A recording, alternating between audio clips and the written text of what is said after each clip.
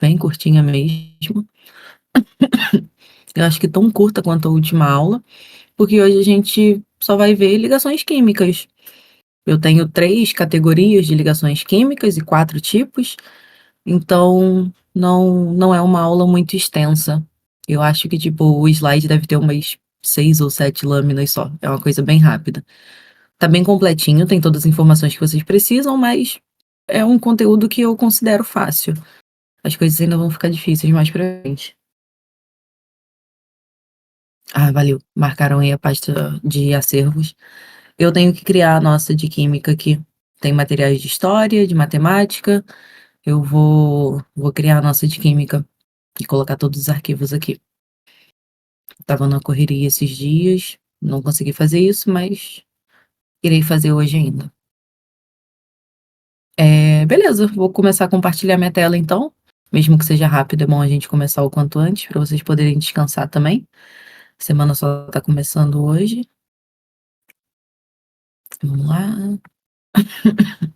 Eu ainda tô com a tosse nojenta, que eu não sei se o show da Lady Gaga só piorou essa tosse ou se já estava assim antes mesmo. Beleza. Deixa eu abrir aqui, apresentar.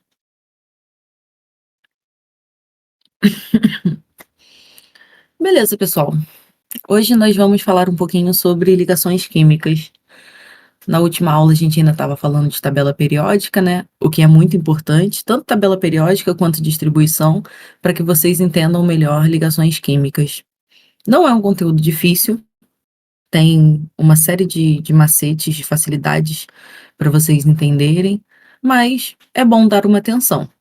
A nível de Enem, não é um conteúdo que seja muito visado, mas quando a gente está falando de vestibulares próprios, como, por exemplo, a UERJ sempre tem uma questãozinha que vai envolver ligações químicas ou polaridade de ligações químicas, que é uma coisa que a gente vai ver hoje também. Então, para quem vai fazer vestibulares específicos, vestibulares para universidades específicas, é muito interessante dar uma lida com calma nesse conteúdo, resolver alguns exercícios antes de continuar estudando normalmente com seu cronograma. Então, beleza. Vamos falar então sobre ligações, né? Átomos isolados na natureza não são capazes de construir a realidade que a gente vive hoje. Tudo ao nosso redor, absolutamente tudo, tudo, tudo, tudo, precisa de ligações químicas para se estabelecer. Senão, só seria um monte de átomos soltos por aí que não fariam a menor diferença. A gente falou lá em distribuição eletrônica sobre o que era estabilidade para os átomos. E aí a gente viu que a estabilidade era você ter uma configuração eletrônica como a de um gás nobre. O que é essa configuração eletrônica como a de um gás nobre? É você seguir a teoria do octeto. Não chamem isso de regra do octeto.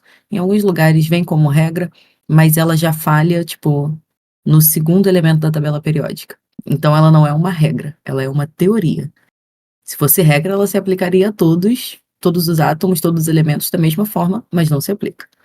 Então a teoria do octeto diz que eu preciso ter 8 elétrons na minha camada de valência, seja a camada 1, 2, 3, melhor, camada 1 não. A camada 1 é a exceção, né? A camada 1 só pode ter 2 elétrons. Seja na camada 2, 3, 4, 5, 6, 7, eu preciso ter 8 elétrons na minha última camada de valência. Eu preciso estar completinho para que eu tenha estabilidade. Isso é a teoria do octeto. Então, o átomo vai procurar estabilidade a partir das ligações químicas. Átomos que têm poucos elétrons vão buscar receber elétrons de outros átomos. Átomos que têm muitos elétrons, vão buscar doar elétrons em uma ligação.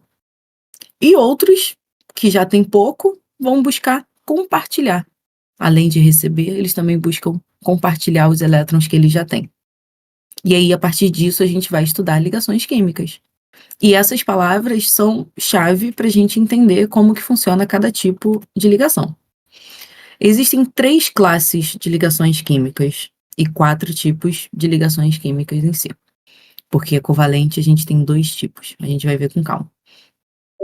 Então, quando um átomo possui 8 elétrons na camada de valência, ele vai adquirir a estabilidade e ele não vai precisar fazer novas ligações.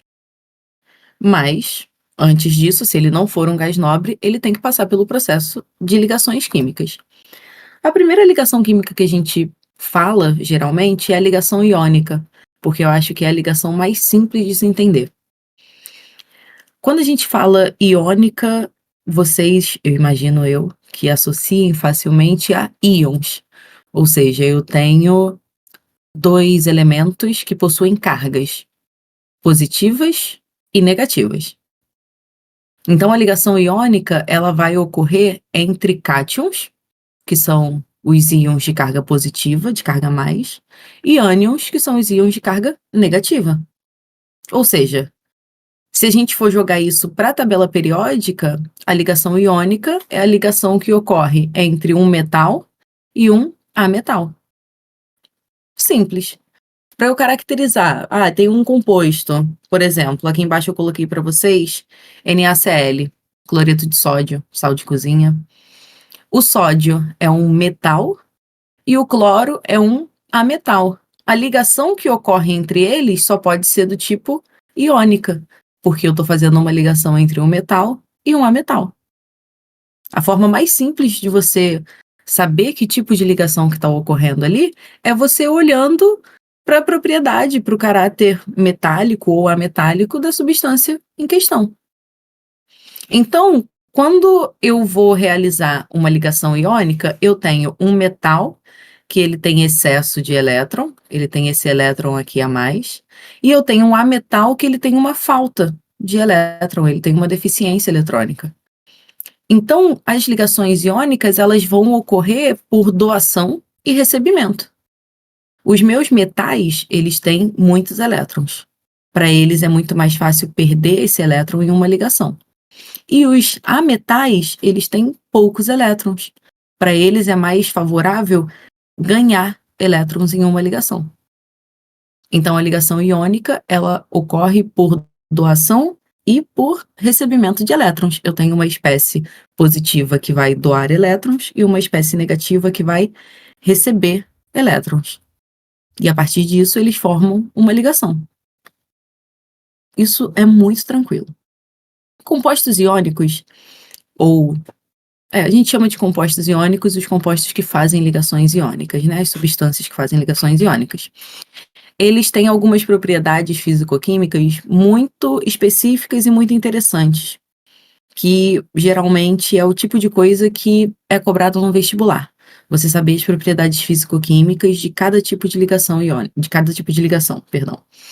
Então, compostos iônicos, geralmente a gente encontra no estado sólido a temperatura ambiente. Dificilmente você vai encontrar esses caras no estado líquido ou no estado gasoso. Dificilmente. Porque a ligação iônica, ela pode ser uma ligação um pouco complicada de ser rompida. E ela, por ter uma doação e um recebimento, faz com que os elétrons, com que os núcleos atômicos fiquem muito próximos um do outro.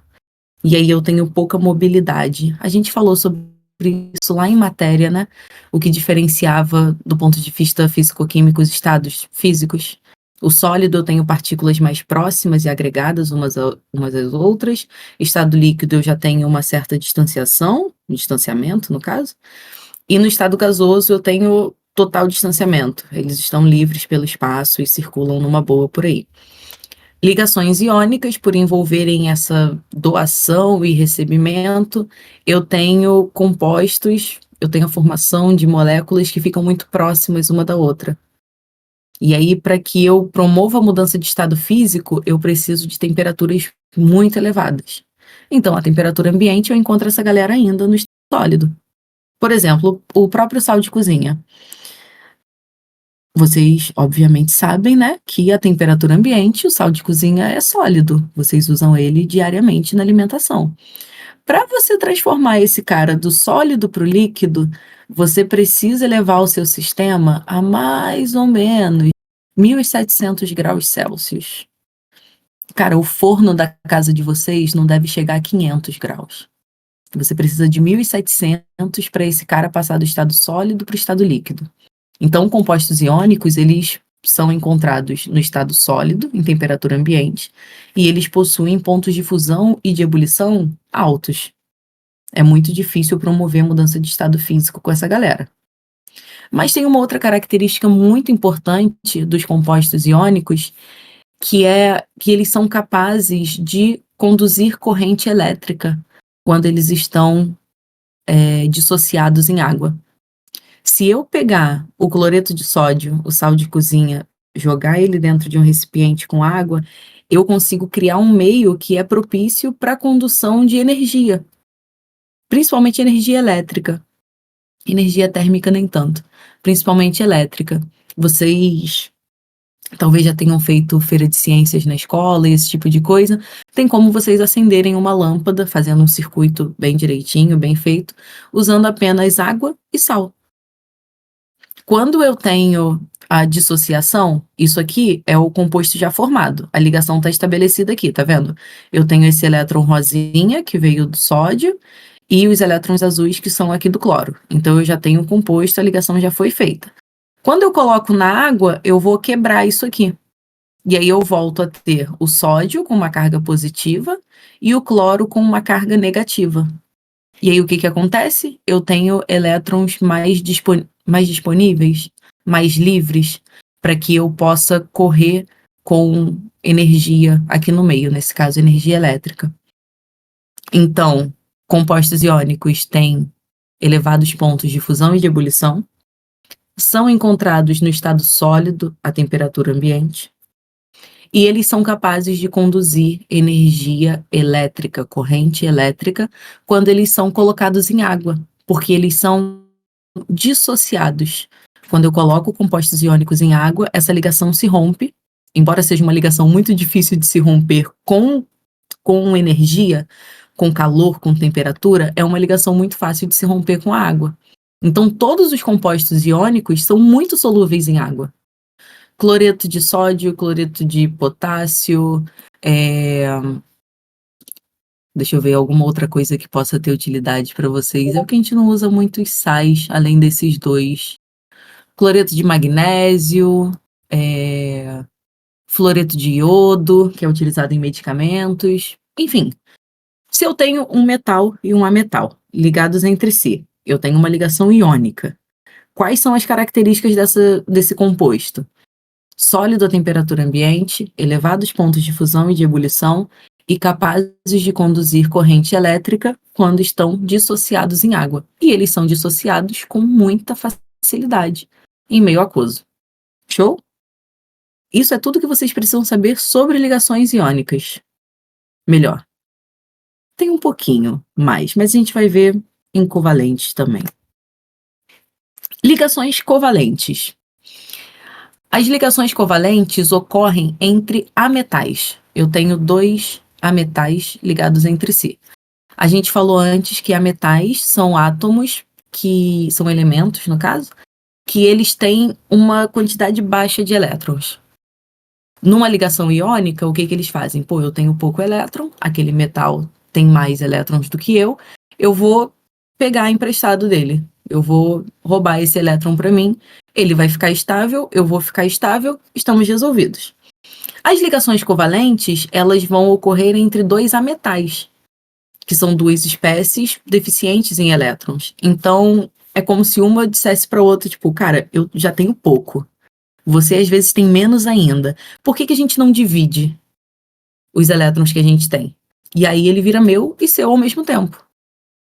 Então, enquanto nas ligações iônicas eu estou falando de uma espécie que doa elétrons e uma espécie que recebe, na ligação covalente eu estou falando de compartilhar elétrons, de aplicar a base do comunismo nos elétrons. Isso agora é nosso, não é mais meu e nem seu. A gente vai dividir esses elétrons. Eu já tenho pouco, você também. Para que a gente se estabilize logo, resolva esse problema, a gente divide. Uma hora ele vai estar comigo, uma hora vai estar com você, porque os elétrons vão ficar se movimentando, e a gente consegue adquirir nossa estabilidade por meio do compartilhamento. E esse compartilhamento é feito em pares. Isso que é interessante da ligação covalente. Porque eu não vou simplesmente colocar à disposição todos os meus elétrons. Eu já tenho pouco, você também. Então, se você tem um para compartilhar comigo, eu só vou compartilhar um com você. Quando a gente junta isso, nós temos um par. Então, as ligações são feitas pelo compartilhamento de pares de elétrons. Eu não vou doar 3 elétrons se você só pode me doar um. Isso é a lei básica até para relacionamentos, para o que vocês quiserem na vida. Vocês têm que doar e receber na mesma medida. É isso que acontece dentro de uma ligação covalente. Então, esses compartilhamentos são feitos por base de pares de elétrons. Toda vez que um átomo doa um, o outro átomo também doa única e exclusivamente um elétron. Juntando, eu tenho 2, eu formo um par. Beleza? Ligações covalentes, elas podem ser classificadas como polares ou como apolares. Como que a gente faz para diferenciar uma ligação covalente polar de uma apolar? Ligações covalentes polares é quando eu tenho um polo de concentração de elétrons. Por exemplo, essas bolinhas aqui em cima, elas são elétrons livres. Eu tenho 1, 2, 3 pares de elétrons livres. Aqui no hidrogênio, eu não tenho. Então, o que que eu formo? Um polo. Um lado da minha molécula tem muitos elétrons livres e um outro lado não tem. Tanto que, se você for ver, a gente representa até pelo tamanho desses átomos, né? O tamanho deles é diferente. Eu tenho uma maior concentração de elétrons no cloro do que no hidrogênio. Então, eu tenho uma ligação covalente polar. Beleza? Falei aqui para vocês que isso ocorre entre ametais, né? Hidrogênio, ele não é um metal e ele também não é um ametal. Mas nesse caso a gente vai considerar ele como ametal, tá? E uma ligação covalente apolar? Esse prefixo a, ele vem de uma negação. Então eu não tenho polos diferentes. O que que eu vou fazer? Olhar para os meus grupos, os meus átomos da extremidade. Quando eu tiver 4, no caso.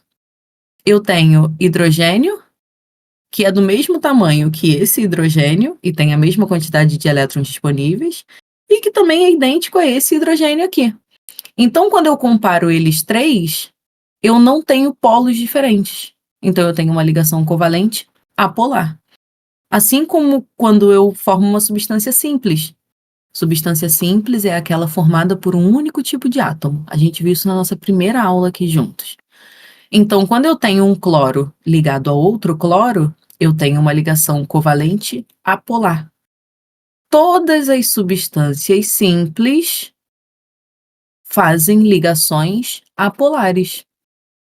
Só vai variar de serem ligações covalentes ou ligações iônicas, não, perdão, metálicas. Iônica, eu tenho que ter um metal e um ametal, então eu preciso obrigatoriamente de 2 elementos diferentes. Se eu tenho 2 elementos diferentes, não é uma substância simples, é uma substância composta. Então, toda substância simples faz ligações do tipo apolar.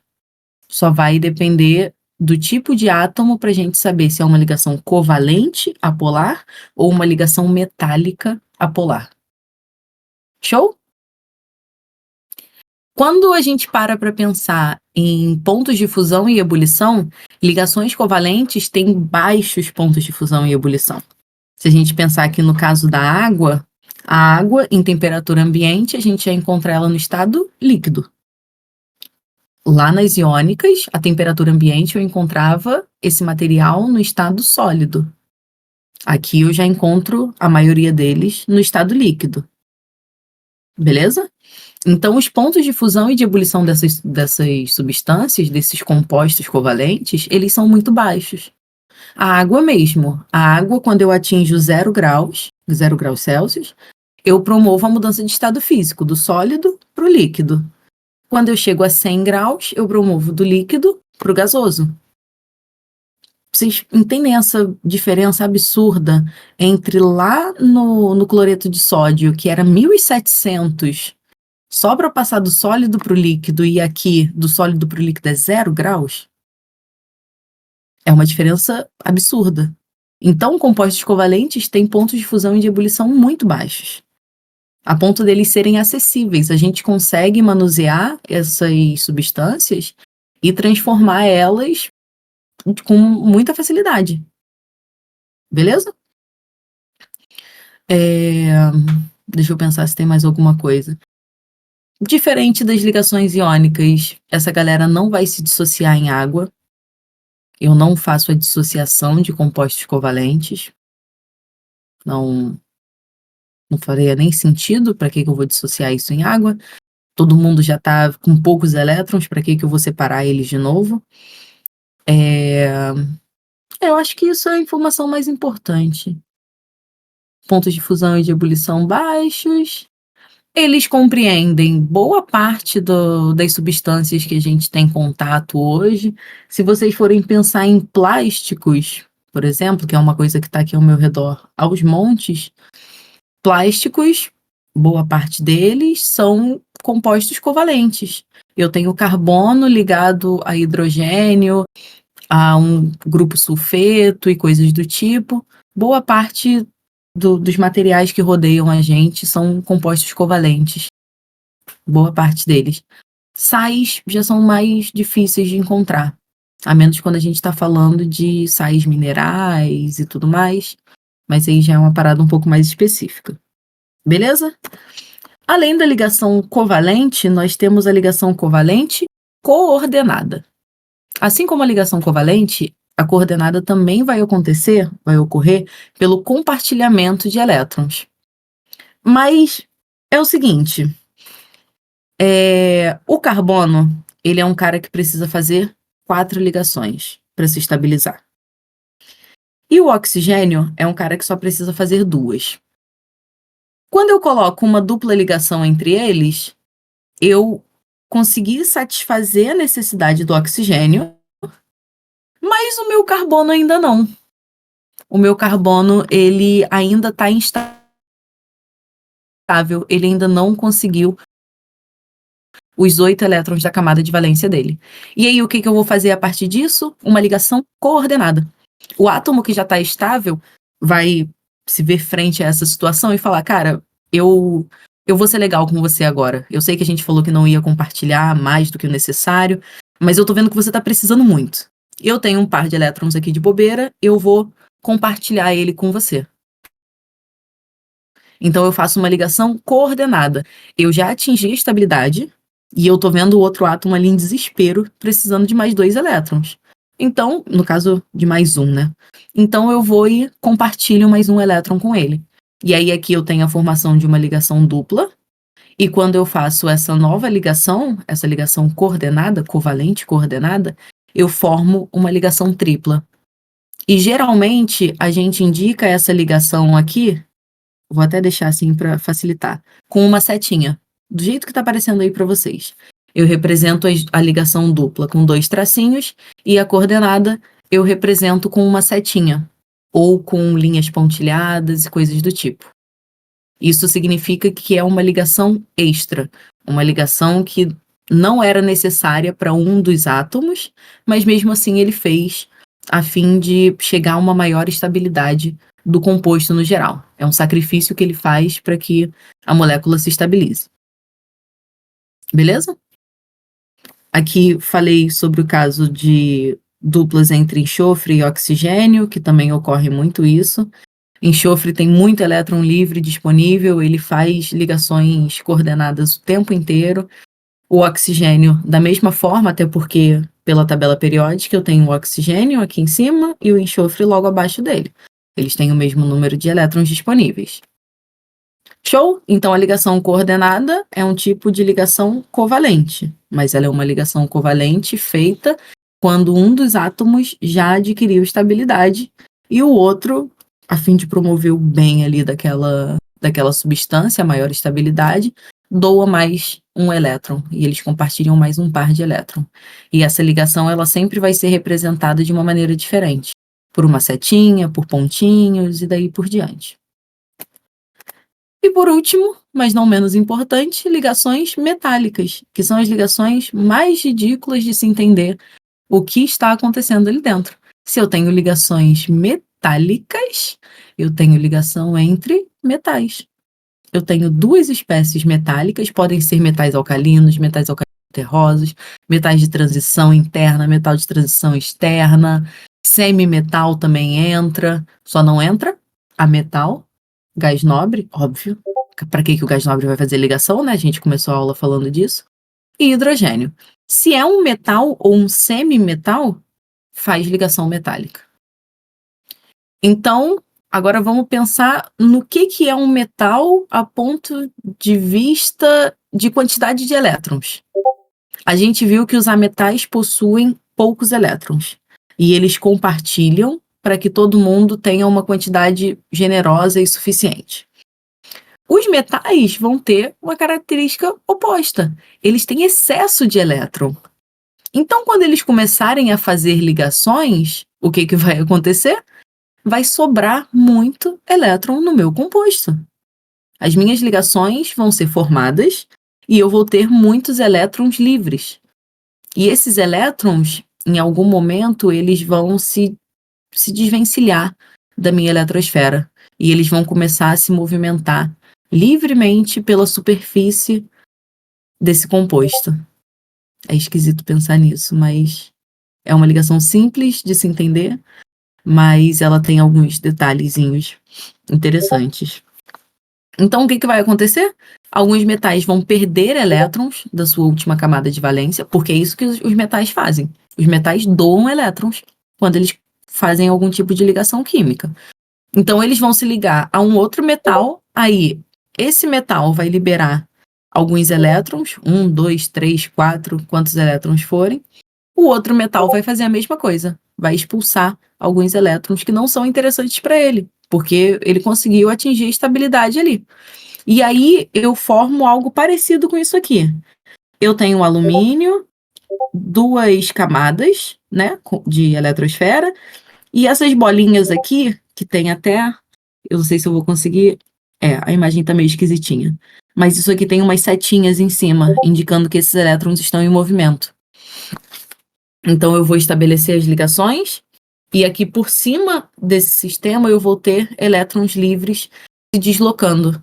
Se eu tenho elétrons livres, eu tenho um ambiente propício à condução de energia, tanto térmica quanto elétrica.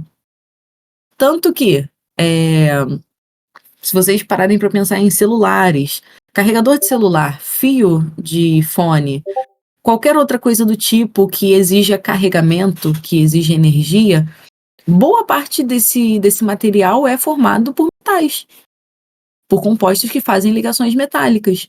Porque quando eu formo esse chamado mar de elétrons, que é quando eu tenho esses elétrons sambando e viajando ali por meio das ligações, eu tenho um ambiente propício para condução de energia, seja ela térmica ou elétrica. Copos desses...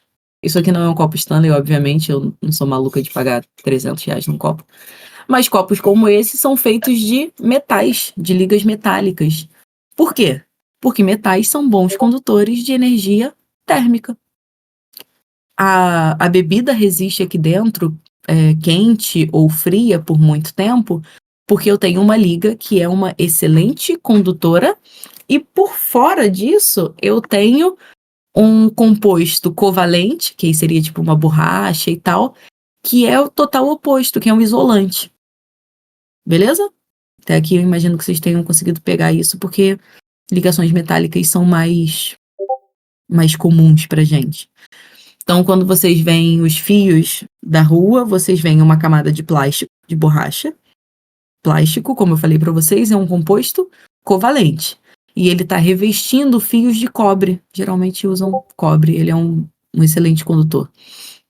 Revestindo fios de cobre, por quê? Porque ele é um isolante e o cobre é um ótimo condutor.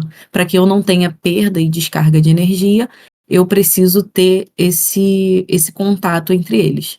Um condutor e um isolante. Beleza? Isso que eu formo aqui é o chamado mar de elétrons.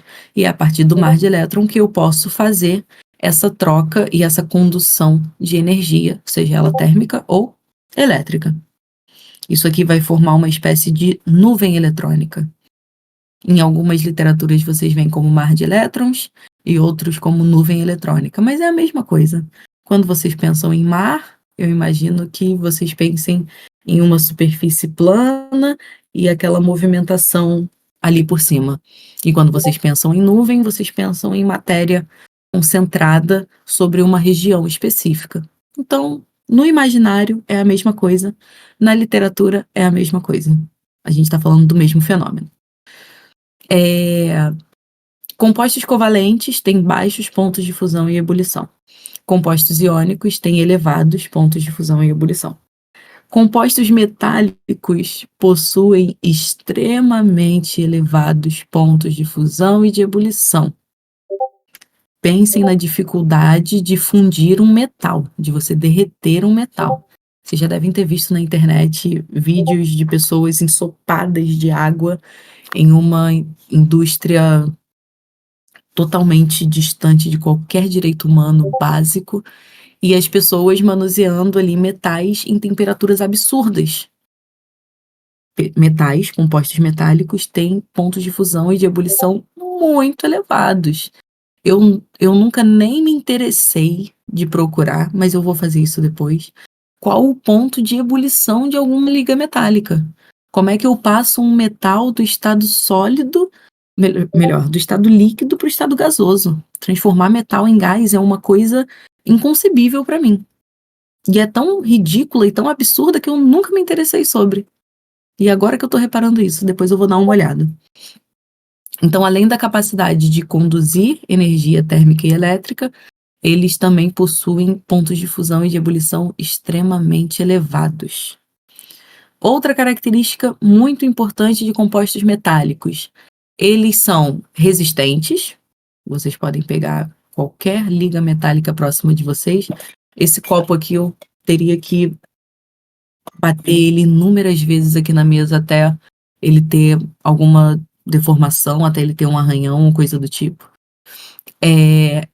Mas ao mesmo tempo eles são muito maleáveis. Eu consigo construir estruturas totalmente diferentes à base de ligas metálicas.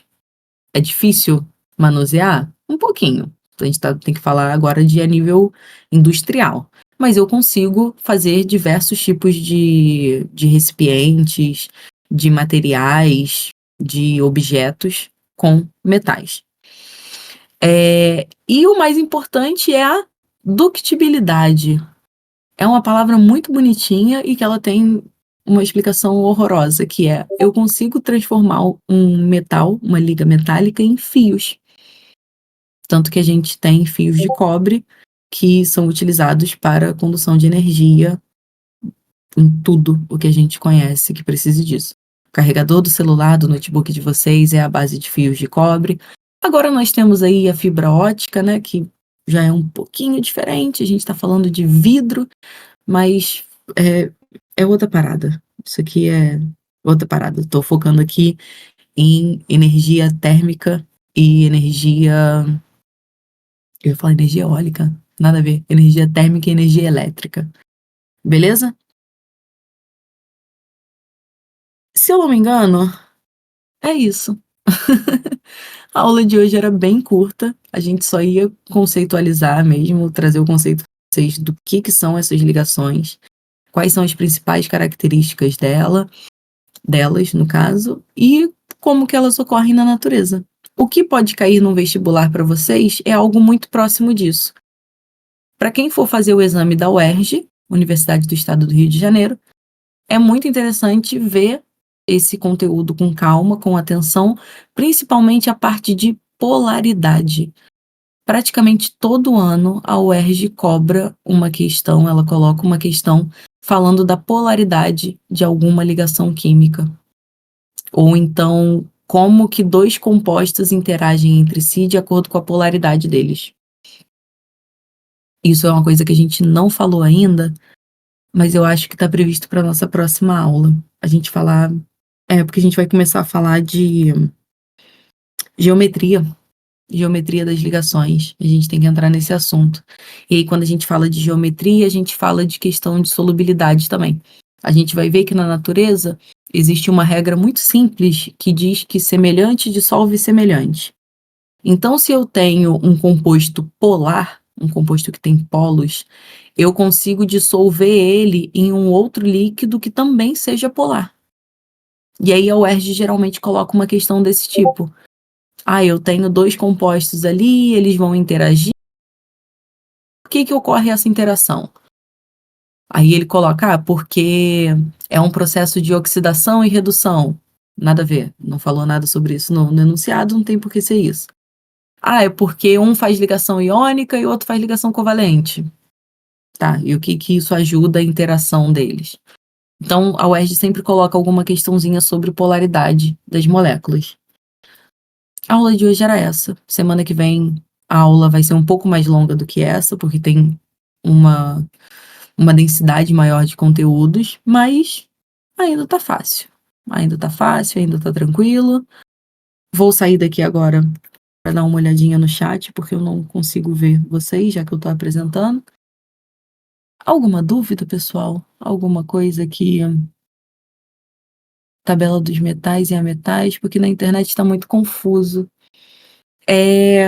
Tá, vamos fazer o seguinte. Eu acho que eu posso. Nossa última aula aqui, a gente teve essa aulinha de tabela periódica. E aqui. Ah, não, foi antes dessa. Tá, deixa eu ver se eu encontro. Ah, errei. Calma aí, calma aí. Eu posso. É porque eu lembro. Eu vou colocar essas aulas lá depois, mas em uma delas eu coloquei. Essa aqui? Vamos ver se é. Eu coloquei uma legenda na tabela periódica para ficar. Isso, perfeito. Para ficar mais fácil. Eu vou colocar esse slide lá para vocês depois, tá? Mas só para explicar a vocês como que ocorre essa divisão na tabela periódica.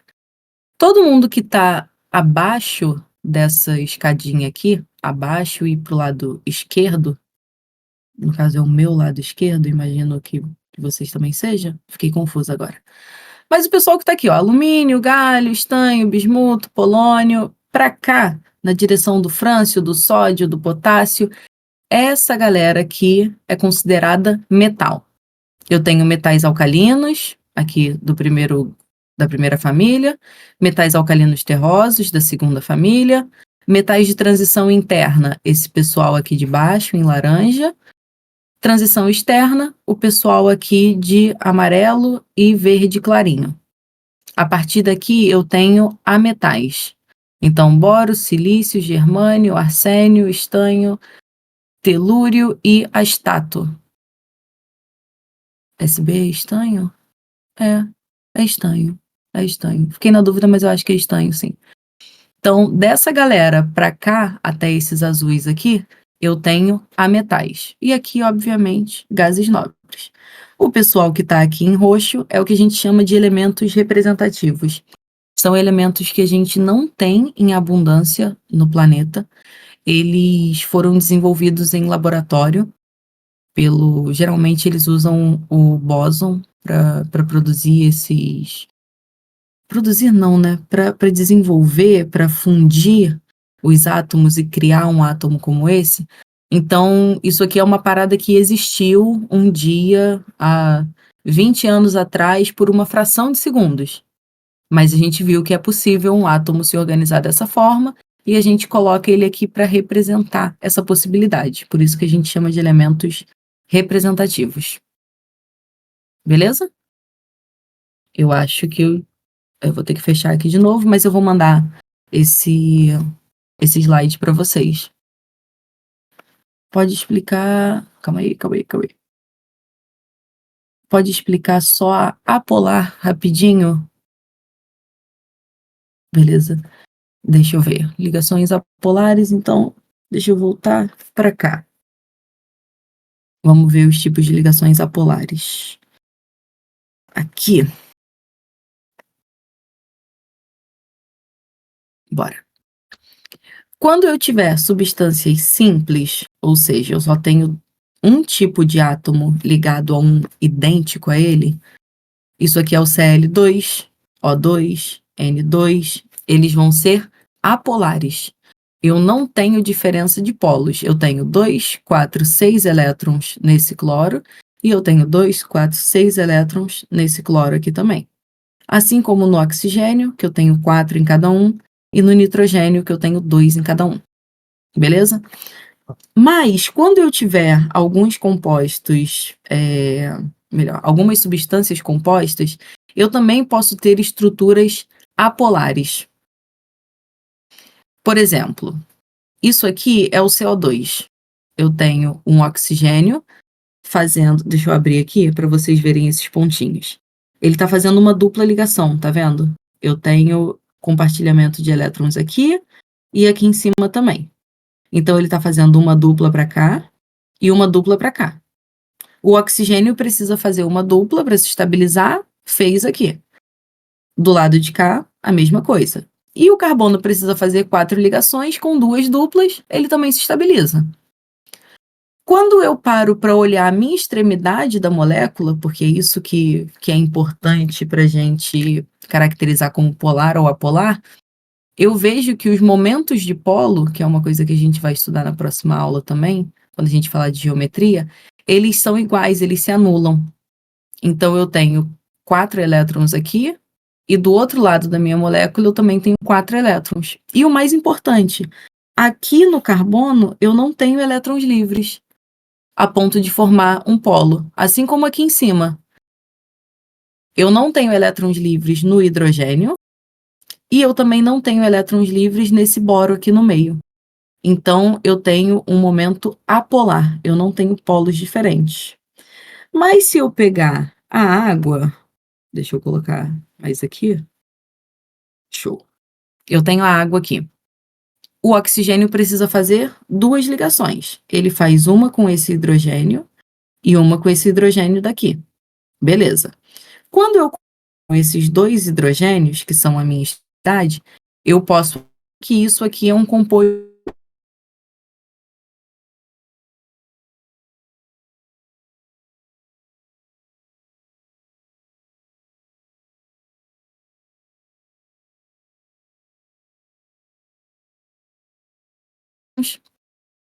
e aí agora eu tenho um composto polar, porque eu tenho um polo, que é composto por esses elétrons aqui de cima, e eu tenho um outro polo que é composto por esses hidrogênios que estão ligados ao oxigênio.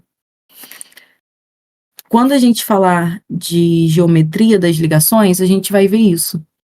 Porque, se vocês repararem, ó, eu tenho uma geometria linear, eles estão um ao lado do outro, aqui é linear também, linear, linear, aqui é linear, aqui eu já tenho uma trigonal, aqui eu já tenho uma angular, porque eu formo um ângulo, e isso vai acontecer por conta desse momento de polo, desses pares de elétrons livres que eu tenho ali.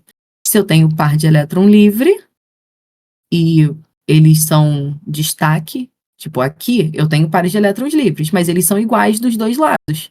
Então, apolar. Aqui eu tenho esses pares livres como destaque. Eles se diferenciam dos hidrogênios. E aí eu conto isso como uma ligação polar. A mesma coisa do nitrogênio aqui embaixo. Ele é polar porque eu tenho esses elétrons livres aqui em cima, que são diferentes desses polos de hidrogênio aqui embaixo. Fez sentido? Deixa eu voltar aqui porque fez um barulhinho no Discord. Às vezes fez sentido.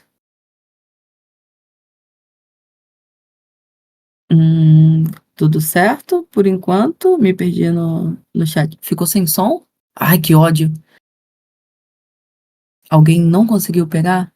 Por favor, me avisa aqui que eu volto lá e explico de novo. Deu para entender? Tudo certo? Na próxima aula, fiquem tranquilos, a gente vai falar de novo sobre polaridade, porque a gente vai ver geometria das ligações. A gente vai ver como que as ligações. A gente já viu como as ligações são feitas, agora a gente vai ver como elas se organizam no espaço. Então a gente vai passar de novo por esse assunto de polaridade. Alguma coisa a mais, pessoal, algo que vocês não tenham pego. Deixa eu parar de transmitir, porque eu odeio ficar vendo o Discord espelhado, espelhado, espelhado, espelhado. Eu me sinto no... Ai, qual é o nome daquele stand, Deus? Do Giorno. Não vou lembrar agora. Quem assistiu o aí, por favor? É... É o Golden alguma coisa. Golden Experience, boa. Eu me sinto no Golden Experience. Que eu fico vendo o Discord espelhando a ele mesmo e tal. Ah, você tá na parte 3. Eu gosto muito da parte 3. Que é a parte em que eles saem do Japão e vão pro... Só pra dar porrada no vilão. Muito bom. Muito bom, muito bom. Tem umas referências muito maneiras. Hunter x Hunter eu nunca assisti, cara. Todo mundo fala de Hunter x Hunter, eu nunca vi. Pois é, eu sou velha, eu já devia ter assistido, mas nunca assisti. Nunca assisti. Vou botar na minha lista pra assistir com calma. Vou fazer isso depois. Yu Yu Hakusho eu já assisti porque passava na TV e tal. Hunter x Hunter também, mas nunca me prendeu. Aí pronto, todo mundo já assistiu Hunter x Hunter. Menos eu e Line. Tudo bem, acontece. Ah, o do Contra também, óbvio que o do Contra não viu. Pô, seu trabalho é esse, do Contra. Você ser do Contra. Não, One Piece é coisa de maluco. One Piece é coisa de maluco. Tem que estar com muito tempo. Vocês que estudam para vestibular não podem assistir One Piece, não, cara. Vocês têm que fazer alguma coisa da vida de vocês. Começar a assistir One Piece por 1.200 episódios, tá maluco? Não. A série de One Piece é maneira. Eu assisti, achei bacana, achei muito bem feita e tal. Mas eu não pego anime pra assistir de jeito nenhum. Eu não sou maluca. Gosto muito de Dragon Ball. Gosto muito de Dragon Ball. Tem bastante episódio também, mas a maioria é filler, você consegue pular de boa. Igual Naruto, pô. Naruto é 70% filler. Naruto tem 800 episódios, mas se você assistir 250, você assistiu o anime todo. Porque o restante é só conversa entre eles. Eu lembro que quando eu assisti o Shippuden pela primeira vez, levou 22 episódios pra, pra Sakura descer a porrada no... Qual é o nome daquele cara dos bonequinhos? Esqueci. É o Sasori? Eu lembro que levou 20 episódios pra Sakura, junto com a avó do maluco, deitar ele na porrada. 20 episódios. Aí eu fui, pô, não tem como não. Não tem como não. Tem que ver a lista certinho, sem filler. Porque o Kishimoto odeia as personagens femininas dele. Sim, sim, todas elas. Todas elas. Spy Family é muito fofo. Spy Family é muito fofo. Eu acho muito maneiro também. Tô esperando a próxima temporada que não sai de jeito nenhum. Eu acho muito bonitinho. Eu já pensei até em comprar um mangá. Só que aí ia destoar muito, tá ligado? Que eu tenho os mangás ali atrás. Tipo, eu tenho o Dragon Ball, eu tenho o Dr. Stone, que eu gosto muito, que ele tem a temática de química. Inclusive, pra quem não conhece, gosta de química, quer entender um pouco melhor, o Dr. Stone é excelente. Full Metal Alchemist também, tenho a coleção. Não completa, mas eu tenho ali uma parte da coleção. Aí ia ficar destoando pra caramba Spy Family ali. Tipo, Monster é bom, cara. Monster é bom. Eu já li. Eu nunca assisti Monster, mas eu já li ele. Eu lembro que eu tinha até uns mangás, mas como eram edições soltas assim, eu acabei vendendo eles e eu li na internet. Muito bom, muito bom.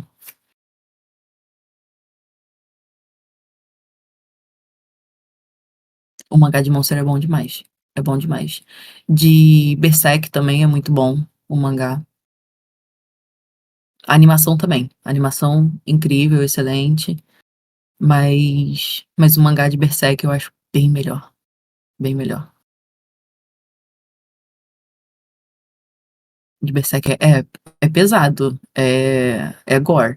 É sangrento, é triste. É uma parada que você demora um tempinho pra ler, porque você tem que ficar digerindo muita coisa que acontece ali no meio. Mas é bom, é uma leitura boa. É uma leitura que te prende. Ao mesmo tempo que você fica meio assim de ler, de tipo: "Caraca, nossa, que nojento, cara, que negócio chato de pensar, de lidar", mas é uma leitura que te prende. É uma leitura que prende, eu acho muito interessante isso.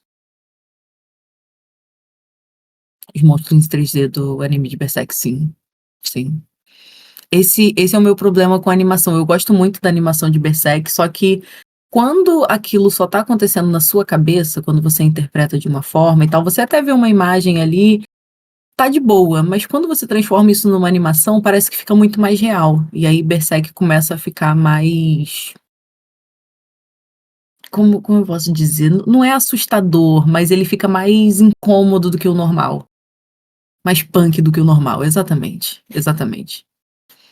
É, ele começa, dá pra ter uns pesadelos legais depois de assistir alguns episódios de Berserk. Dá pra ter um legal, legal. Mas é maneiro, eu gosto de Berserk.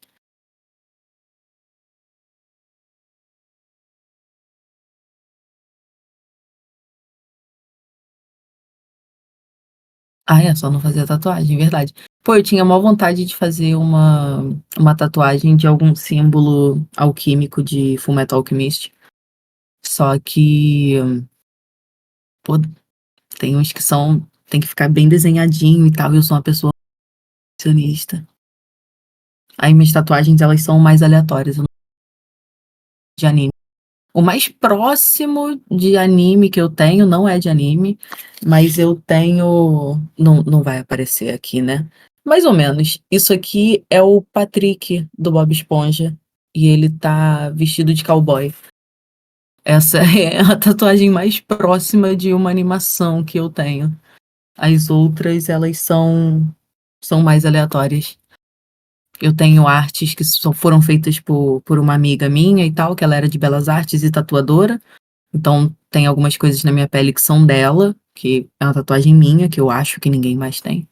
Mas eu também tenho essa do Patrick aqui, no, na parte da frente do braço, bem exposta. E aí é isso. Eu não paguei por essas tatuagens, minha amiga era tatuadora, ela só fazia. Então, qualquer coisa que vinha à minha cabeça, tatuava. E essa foi uma delas. E eu me amarro nesse tipo de tatuagem. Realmente, eu gosto de tatuagens pequenas e que tenham